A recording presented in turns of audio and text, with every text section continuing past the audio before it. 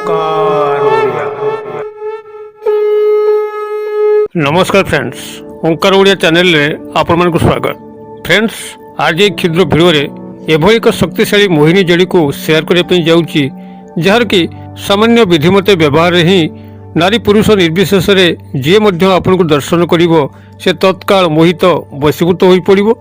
आपनकर प्रेम प्रणय संपर्क हो किंबा पारिवारिक स्नेह प्रेम संपर्क हो सबुथे आपन सफलता लाभ करेंगे। एपरिकी जदि कौन शत्रु आपंकर थांती एवं आपंकर जीवन प्रति से बारंबार आँच आणुता तेबे यार व्यवहार करके सामना को जातु। से समस्त शत्रुता भूली जाइकरी आपण आड़ को मित्रतार हाथ बढ़ेब। एक एभली शक्तिशाली मोहिनी जड़ी जदि आप वशीकरण उद्देश्य यह तंत्रोक्त जड़ी खोजुता तेबे यह आपंकर शेष अनुसंधान हम। कारण यही जड़ीटी जदि आपण पाखे रहिबो आउ कौन द्वितीय जड़ीर ही आवश्यक नहीं एवं यह आपंकर कौन तंत्र मंत्र प्रयोग करने आवश्यक पड़ो ना, ये आपंकर डायरेक्ट ही काम करिवो। यही शक्तिशाली जड़ी संपर्क में आपण संपूर्ण ज्ञान नापी भिडर शेष पर्यंत देखंतु। जदि चैनल को आज प्रथम बार आसभली कंटेंट रे आपनको रुचि रोचे तेज चैनल कड़े लाल कलर सब्सक्राइब बटन क्लिक करी बेल आइकन क्लिक करी ऑल नोटिफिकेशन पर क्लिक करी चैनल टी को सब्सक्राइब कर नियंतु। जेभली कि आम जिते आपण सेवार यही तंत्रमंत्र वीडियो अपलोड करूँ तार सर्वप्रथम नोटिफिकेशन आपण पाखे पहुँचो एवं से सब को आपण मैंने सर्वाधिक देखिकी किसी ज्ञान आहरण करेंगे। तेज फ्रेंड्स, एवं नजर पकेबा यही शक्तिशाली मोहिनी जड़ी जहाँकि सर्वत्र विद्यमान आपण मैंने सामान्य अनुसंधान कले निश्चित भाव में मोहिनी जड़ीर संधान पाइपर। रास्ता घाट हो बाड़ी बगीचा हो ग्राम किंबा सहर सर्वस्थान यही मोहिनी जड़ी देखा मिले। मात्र यार तंत्रोक्त उपकारिता समस्त को ज्ञात नथिबारु व्यवहार प्रायतः देखा जाए ना। एवं आयुर्वेदिक क्षेत्र में एभली चमत्कार प्रयोग यह रही, विशेषकर तंत्रोक्त आयुर्वेदिक क्षेत्र जोठिकी कौन शारीरिक रोग किंबा मानसिक रोग जो व्यक्ति को संपूर्ण भाव में आच्छन्न कर रखि थाए कौन डाक्तर कविराज मैंने पारती नहीं। केवल अमावास्या किंबा पूर्णिमा तिथि यार चेरटी को संग्रह करी जो कला सूतार बांधिकी पुरुष होते दक्षिण हस्तरे और नारी होते बाम हस्तरे बांधि दौरान तेबे समस्त मानसिक रोग पागलामी भल होता है एवं शारीरिक रोग क्यों आड़ को जाऊँगी। रोगी मध्य आश्चर्य होता है जे एत गुड़े औषध खाइला पर जो रोग तार कमुनुला केवल यही जड़ीटी को यही भाव में बांधा फल ही ता रोग सब उभान होगा बसे। एक भगवान को आशीर्वाद यही गछ एवं यही गछटी अंचल कौन कहती निश्चित कमेंट बॉक्स रे लिखिबे। आपनकर यही गछटी होची चटक चांदिनी गछ एवं गूगल भाषा रे एहाकू गाजर घास मध्य कुआ जाए।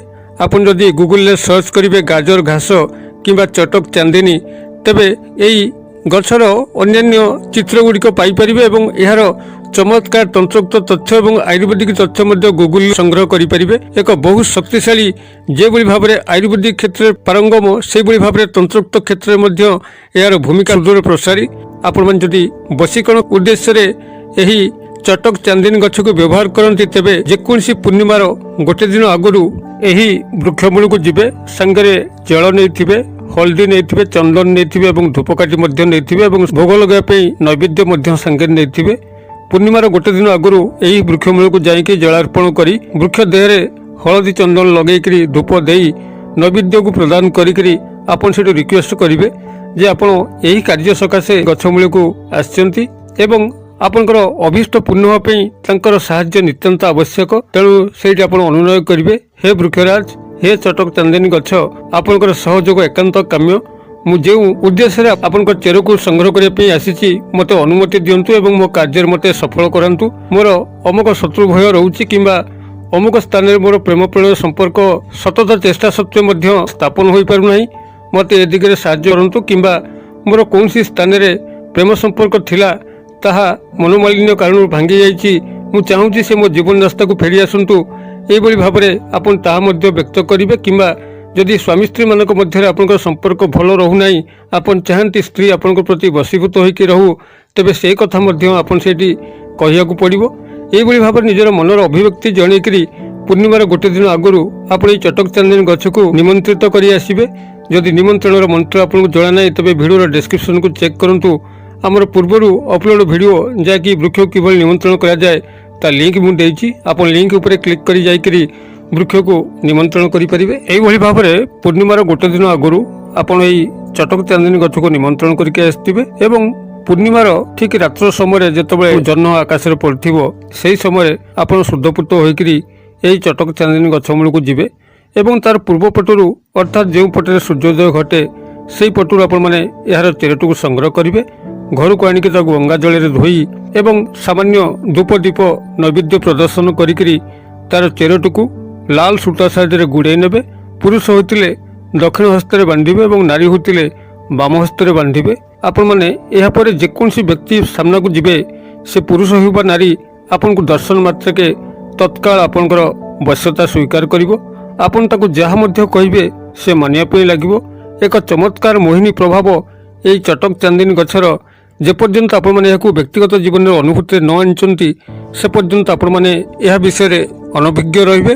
ଅତବେ ଆପଣମାନେ ଏହିଭଳି ଉପାୟରେ ଯେକୌଣସି ପୂର୍ଣ୍ଣିମା ତିଥିରେ ଏହି ଚଟକ ଚାନ୍ଦିନୀ ଗଛର ମୂଳକୁ ସଂଗ୍ରହ କରନ୍ତୁ ଏବଂ ଏହି ବିଧିମତ ହିଁ ବ୍ୟବହାର କରିକିରି ଯେକୌଣସି ପୁରୁଷ ବା ନାରୀକୁ ଆପଣଙ୍କ ଆଡ଼କୁ ଆକର୍ଷିତ କରିକିରି ଆପଣଙ୍କର ସମସ୍ତ ଅଭୀଷ୍ଟକୁ ପୂର୍ଣ୍ଣ କରନ୍ତୁ। ଏବଂ ଯଦି କଠିନ ରୋଗରେ ପଡ଼ିଛନ୍ତି କିମ୍ବା ସେଭଳି ମାନସିକ ରୋଗାଗ୍ରସ୍ତ ଅଛନ୍ତି କିମ୍ବା ଆପଣଙ୍କର ଆଖପାଖରେ ଏହିଭଳି କୌଣସି ଶାରୀରିକ ଏବଂ ମାନସିକ ରୋଗୀ କେହି ଅଛନ୍ତି ତେବେ ଯାହାଟା ମୁଁ ସେୟାର କରୁଥିଲି ପୂର୍ବରୁ ଆପଣ ପୂର୍ଣ୍ଣିମା ତିଥି ହେଉ କିମ୍ବା ଅମାବାସ୍ୟା ତିଥି ହେଉ ଏହାର ଚେରଟିକୁ ସଂଗ୍ରହ କରିବେ। ତେବେ ତାର ଗୋଟିଏ ଦିନ ଆଗରୁ ପୂର୍ବବତ ନିମନ୍ତ୍ରଣ କରିବେ ଏବଂ ଚେରଟିକୁ ସଂଗ୍ରହ କରିକି ଗଙ୍ଗା ଜଳରେ ଧୋଇ ସାମାନ୍ୟ ଧୂପଦୀପ ନୈବେଦ୍ୟକୁ ପ୍ରଦର୍ଶନ କରି ନିମନ୍ତ୍ରଣ ଦିନ ଆପଣଙ୍କର ଅଭୀଷ୍ଟ ଜଣାଇବେ ଯେ କେଉଁ ଶାରୀରିକ କଷ୍ଟ ଆପଣଙ୍କୁ ହଇରାଣ କରୁଛି କିମ୍ବା କେଉଁ ମାନସିକ କଷ୍ଟ ଆପଣଙ୍କୁ ହଇରାଣ କରୁଛି ଏବଂ ସେଥିରୁ ଆପଣମାନେ ନିବୃତ୍ତି ଚାହାନ୍ତି।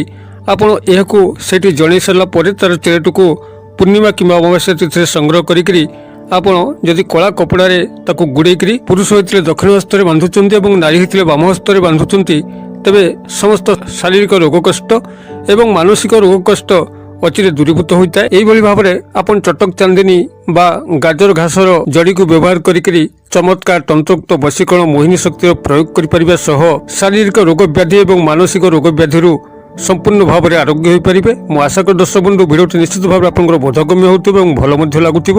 ଯଦି ଭିଡ଼ିଓର ବାର୍ତ୍ତା ଆପଣମାନଙ୍କୁ ପସନ୍ଦ କରୁଥାଏ ଏବଂ ଏହିଭଳି ତନ୍ତ୍ରୋକ୍ତ ଭିଡ଼ିଓରେ ଆପଣଙ୍କ ରୁଚି ରହୁଥାଏ ତେବେ ଚ୍ୟାନେଲକୁ ନିଶ୍ଚିତ ଭାବରେ ସବସ୍କ୍ରାଇବ୍ କରିକିରି ଭିଡ଼ିଓ ଗୋଟେ ଲାଇକ୍ କରନ୍ତୁ।